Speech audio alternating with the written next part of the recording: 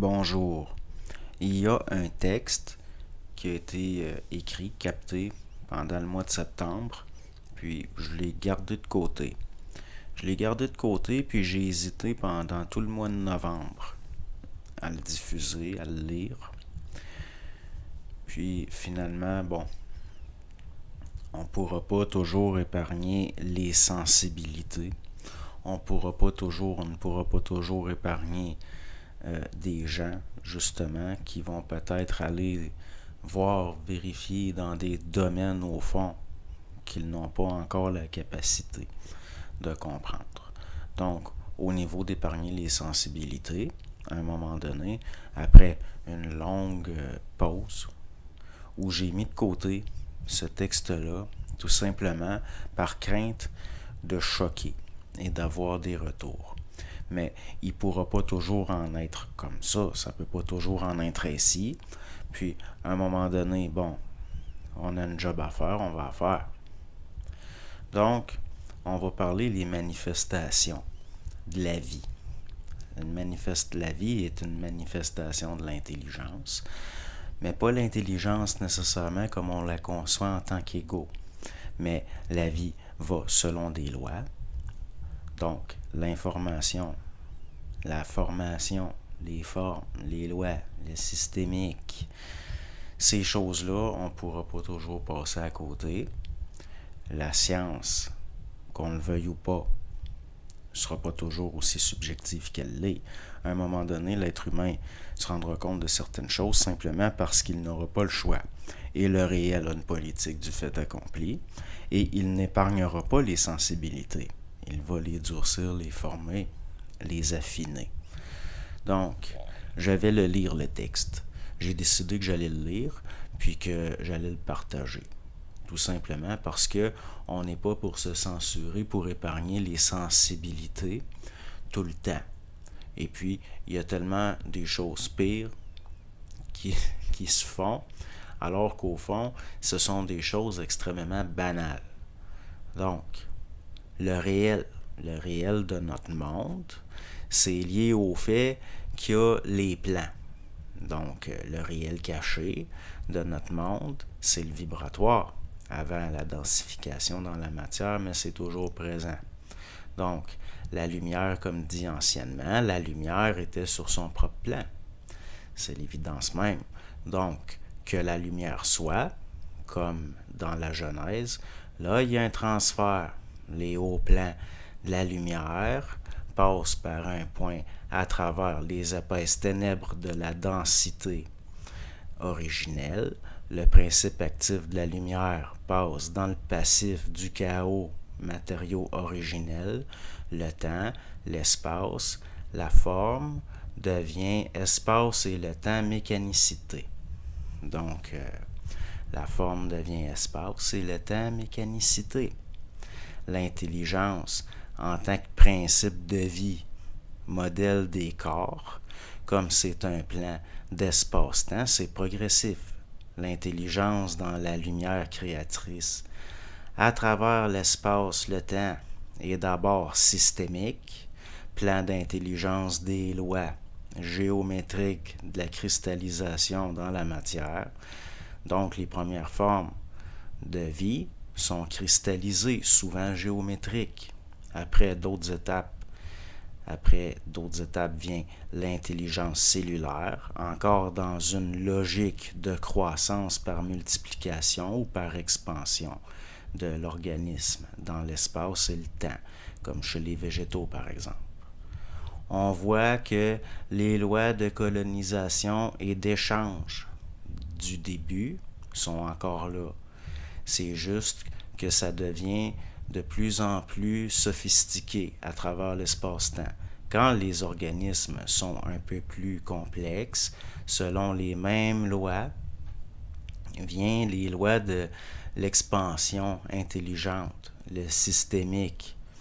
Donc, le mental cellulaire peut engendrer des organismes plus complexes et aboutir aux intelligences viscérales, comme les gens le pensaient dans le passé. Les organismes internes, c'est-à-dire les organes, peuvent avoir des humeurs, puis même, si on peut dire, des intelligences, qu'on pourrait appeler intelligence viscérale. Parce que l'être humain a encore en lui tous les règnes qui l'ont précédé, entre autres dans sa mémoire cellulaire, mais ça fait souvent partie de son âme. Son âme en tant qu'intelligence, mais c'est pas de la conscience nécessairement. Quand les organismes dont l'intelligence primordiale des hauts plans de la lumière se sert pour coloniser le temps et l'espace à travers le vivant sont rendus assez évolués, entre guillemets, pour avoir des organes de perception plus fins, les organismes peuvent passer du biochimique au psychoélectrique, comme des organismes avec un cerveau, par exemple, un centre nerveux, un système nerveux central. Le vivant se reconnecte un peu plus avec son origine depuis la matière. Du plus subtil se manifeste à travers le vivant, encore selon les mêmes lois de colonisation des ténèbres espace-temps par la progression colonisatrice des formes originelles. La création, c'est l'action des hauts plans de la lumière, de l'intelligence qui vient coordonner les ténèbres originelles à travers un principe de l'intelligence dans la matière, puis la conscientisation de la matière à travers le vivant, une forme de technologie biologique. Les corps sont des véhicules pour l'expression de l'intelligence à travers les plans. Donc, c'est ça au fond un portail biologique, un corps ou une créature si vous voulez. L'information s'enregistre sur un plan plus subtil selon les lois évolutionnaires. Il y a un plan de mémoire dans le mental cellulaire et qui passe à travers, qui s'exprime à travers. Le cellulaire devenant une forme de portail, si on peut dire, pour le transfert de l'information. Donc, le mental cellulaire est la porte. Les créatures sont animées, si on peut dire. Il y a un plan de l'âme. La mémoire expérimentale de la créature s'enregistre dans l'âme collective des autres créatures de son espèce. C'est aussi le plan de la programmation. L'individu sert souvent les forces évolutionnaires collectives. C'est aussi ça la mémoire de la race, si on peut dire. C'est l'âme qui lie l'individu aux autres, dans le fond. Mais c'est l'esprit qui lie l'individu à l'intelligence originelle. La densification de corps, c'est une manifestation de l'intelligence évolutionnaire collective.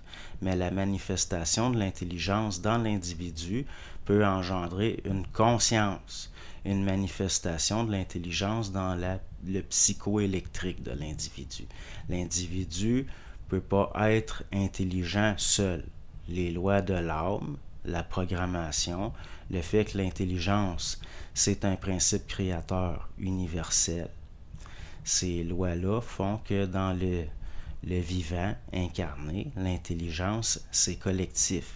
C'est collectif, l'intelligence, à cause du systémique. C'est les mêmes lois pour tout le monde, ce qui est universellement intelligent, si vous voulez. Mais la conscience, c'est individuel. Ça fait partie des lois de colonisation fractale de la lumière dans les ténèbres, si on peut dire, de l'intelligence dans la matière, le temps et l'espace. C'est les lois de l'âme qui nous lient, comme l'amour, si vous voulez. Mais si on s'affine, que ça suit les lois évolutionnaires au niveau d'une conscience, on pourra peut-être être lié par la conscience. Au-delà des lois de l'âme, l'amour devient réel, si on peut dire. La conscience, c'est comme le point des débuts par où passe la lumière originelle pour rayonner. La conscience, ça rayonne par la vue périphérique. Pour que l'amour soit réel, il faut voir l'autre, sur plusieurs plans, en simultané, spontanément, en temps réel. La haine vient souvent d'une mauvaise vue, si on peut dire. Souvent, quand quelqu'un est trop intelligent, mais peu conscient, il sombre dans la folie. Il est paradoxal de constater que souvent l'individu oscille souvent dans les polarités de sa réflexion entre la pensée qu'il est intelligent et le doute de sa propre intelligence. Si l'individu était conscient de son intelligence, il ne douterait plus et cesserait de polariser le principe de l'intelligence dans la réflexion de sa propre image. Ce qu'on pourrait appeler le plan psychologique, la projection psychologique qui dit je et moi à l'interne depuis le théâtre interne, si on peut dire. Si l'individu est conscient de son intelligence, s'il était conscient de son intelligence, il observerait simplement son propre expérimental comme une occasion de voir du nouveau et de plus en plus un mouvement un mouvement d'intégration des lois de la vie dans la vie par la vie. L'intelligence, c'est juste de l'information. La conscience, c'est une intégration des lois. Donc, l'information qui se densifie de plus en plus, selon des lois fractales, qui fait que l'individu finit par être conscient seul, même s'il ne peut qu'être intelligent collectivement selon des lois universelles. La conscience, ça fait partie du principe créateur et expansif, originel. La conscience, c'est de la vue c'est de la lumière. Voyez les liens entre la lumière et la vue, les liens entre l'ondulatoire et le toucher, le ressenti, la palpation, les liens entre le fréquentiel, le vibratoire et l'ouïe, par exemple.